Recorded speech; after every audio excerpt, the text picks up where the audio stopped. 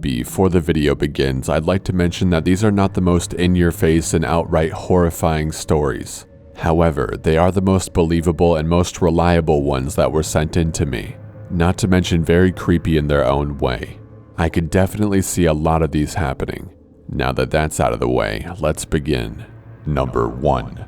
Over the weekend, about 15 coworkers and myself had our company trip to the Stanley Hotel in Estes Park, known for being Stephen King's inspiration for The Shining.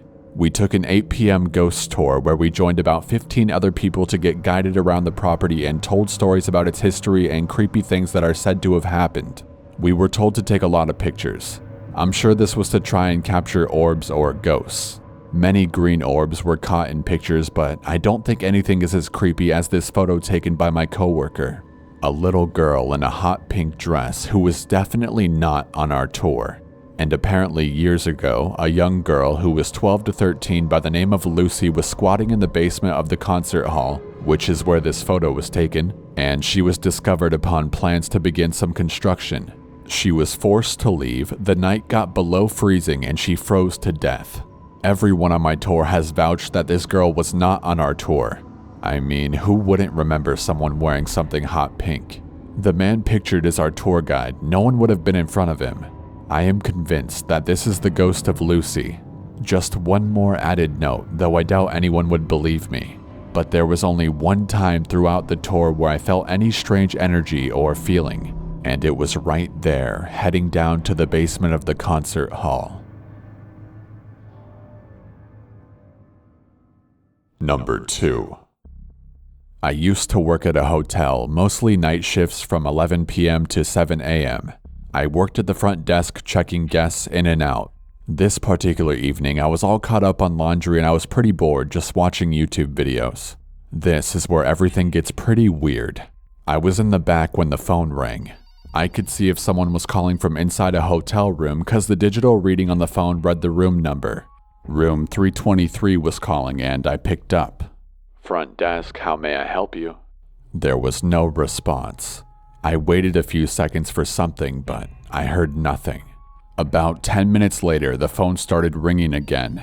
It was room 323. I didn't think anything of it and picked up again with the same greeting as before. As you can guess, there was no response.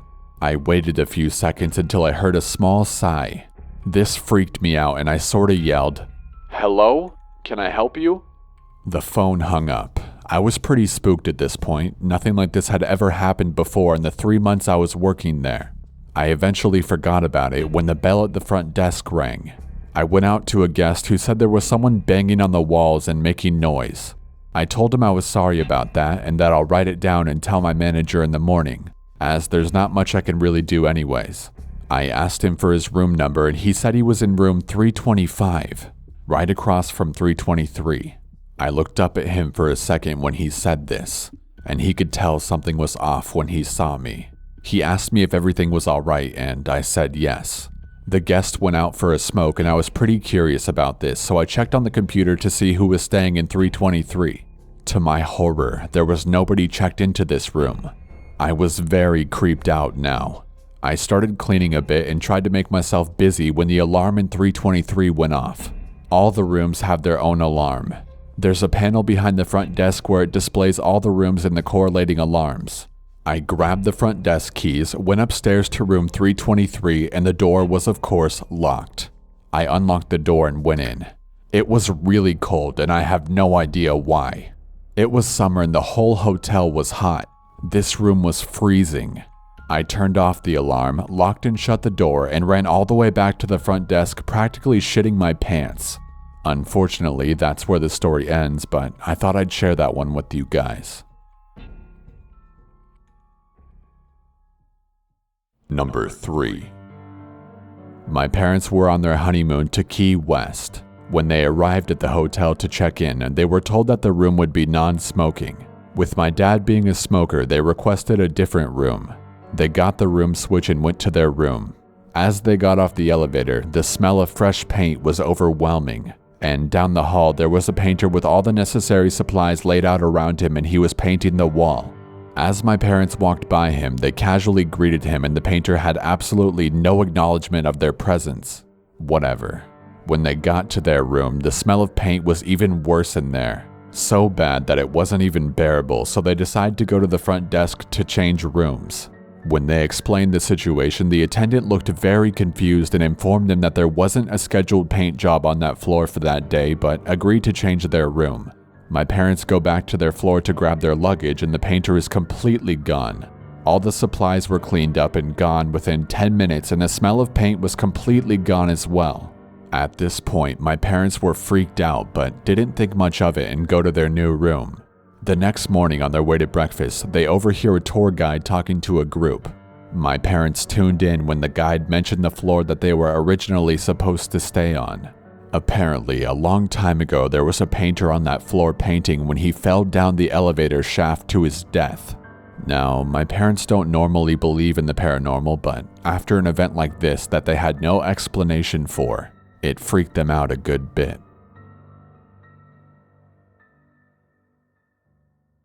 Number 4.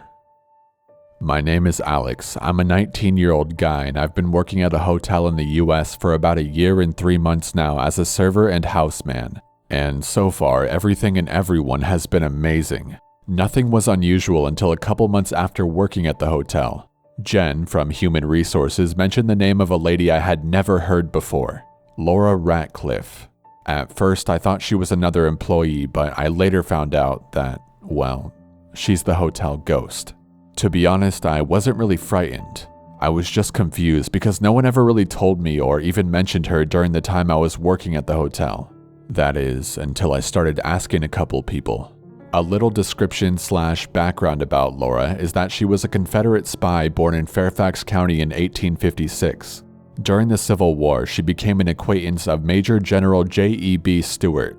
Long story short, she was married in 1890 and died in 1923. It is said that she was buried somewhere in the grounds of the hotel, but her grave was made in front of the hotel. They made her grave close to the hotel, as shown in this picture of the front of the hotel. Then there's the sign where it gives a brief description about her, but others say that she was buried somewhere else. I personally believe she was buried somewhere in the grounds of the hotel because, well, people have actually encountered Laura inside and outside of the hotel. I've never encountered Laura, and thank God I haven't, or else I would have panicked and left already. Anyway, some of the employees here have encountered Laura and shared a couple of stories. The following stories will be told in each employee's perspective after their name is listed. Some of these people have stories about other people they know encountering Laura. Now, on to the stories.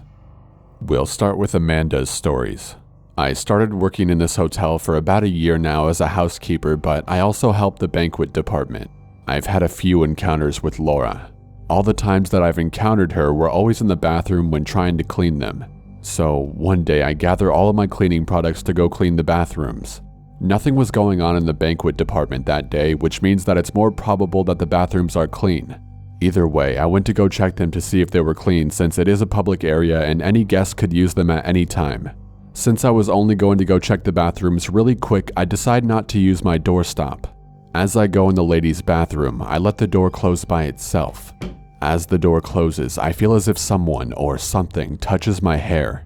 Then I hear what sounds like a woman giggle in my ear. At first, I thought that one of the guests might have been using the bathroom, so I decide to ask if anyone is using the bathroom. No answer. I decide to check each and every one of the stalls. Nobody was in any of them. The next story didn't happen to me, but it happened to the father of one of the employees working here. He said that one night, before going home from work, he decides to take out the trash. As he opens the dumpster, he starts to have a weird feeling as if someone was watching him. He then throws the trash in the dumpster, but as soon as he closes it, he notices a woman 40 feet away just staring at him. Keep in mind that the dumpster area is part of the hotel, so we close the gate at night. We leave the gate open at day because that's where the cargo trucks go through. Anyway, this means that no person can get through the gate at night. This woman is wearing a white dress, has black hair, and is barefoot. He decides to walk in a fast pace. He turns around and realizes that the woman is following him. Only this time, she's a lot closer. As soon as he enters the kitchen, he turns around and the woman was gone. He grabs his coat and leaves. A couple weeks after this incident, he quits and starts working somewhere else. Now for Armando's story. I've been working as a houseman in the banquet department for a while now, and all I gotta say is that I believe all the stories about Laura because I saw her. We had a function one night and I was the one who had to stay longer than the rest of the employees to clean up. Keep in mind that our department is on the second floor, so all of our equipment is all the way at the back. It was probably around 2 a.m.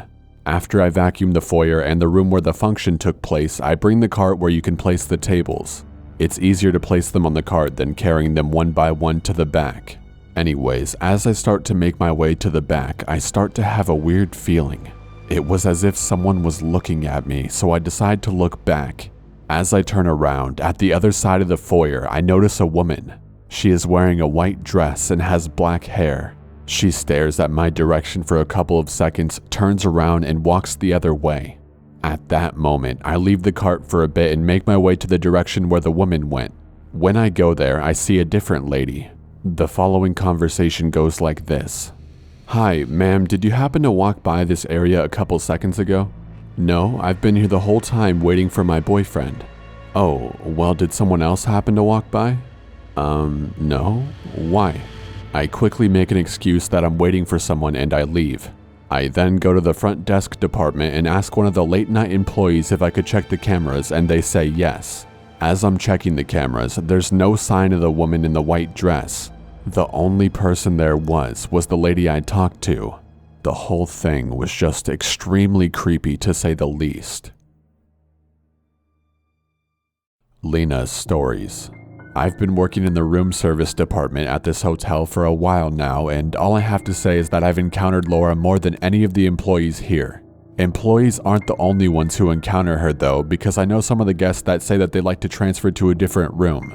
When I ask them why, they say that the guest next door is taking a shower late at night or that they're loud. And then when I ask the front desk about the room next to the guest, they say that no one has checked in. Anyways, on to my stories. So my first encounter happened on my first year working in this hotel. I had my cart one night, and what I was doing at that moment was collecting all the trays that the guests leave after they eat. Most of the time, they leave the trays outside of their room. Keep in mind that it's midnight and I'm on the 11th floor at that moment. The elevator for the employees is past the elevator for the guests. As I pass the guest elevator, I hear a woman sobbing. I think to myself, what would a woman be doing outside their room at this time? I leave my cart and I quickly go check who's crying. To my surprise, nobody was there. I then check the elevator, but nobody's in there either. I start thinking that it's my mind playing tricks on me, but I start getting goosebumps. I left immediately and completely forgot about my cart. I was working one night when I receive a call from one of the guests who wanted to order some food. I make the order, and while I'm waiting for the chef to finish making the food, I prepare the tray. Once I receive the food, I make my way to the room. I knock and wait for the guests to open the door, but no answer. I could see movements through the people, but they keep walking by. At this moment, I'm thinking that they probably didn't hear me knock, so I decide to knock again. This time, I hear someone walk to the door and they hold the doorknob, but they don't open the door. I know they're at the door because I can see the doorknob move, but they still have the door closed. I decide to back away from the door, and right when I look to my left, the guest, along with his wife, are walking towards my direction. They then said to me, "Oh, I see you got here before we did. We went downstairs to get the food ourselves, but the bartender said you were already gone and that you were probably at our door, so we got here as fast as we could so you wouldn't think that we weren't in the room." I didn't tell them that I thought I saw someone or something was in the room, because if it turned out to be Laura, I didn't want them to get scared or frightened, so I said that it was fine. I gave them their food, they closed the door, and that was it. Javier's story. One night, we had a big function, so we had some contractors. Contractors are people from a company that are sent to different hotels whenever those hotels need help. Anyways, Naomi, a contractor, and I were placing dirty plates close to the elevator to send them to the restaurant kitchen so the dishwasher can get them washed. I decide to take the elevator to ask the chef about the menu for the next day. The door of the elevator opens, and as soon as I put my foot in the elevator, I hear what sounds like a woman screaming. The scary part about this scream was that it wasn't a normal scream. It was one of those screams where it sounds like someone is getting tortured. I immediately run to the banquet kitchen and stay there for a while. Even though this happened a couple months ago, that scream will forever be stuck in my head.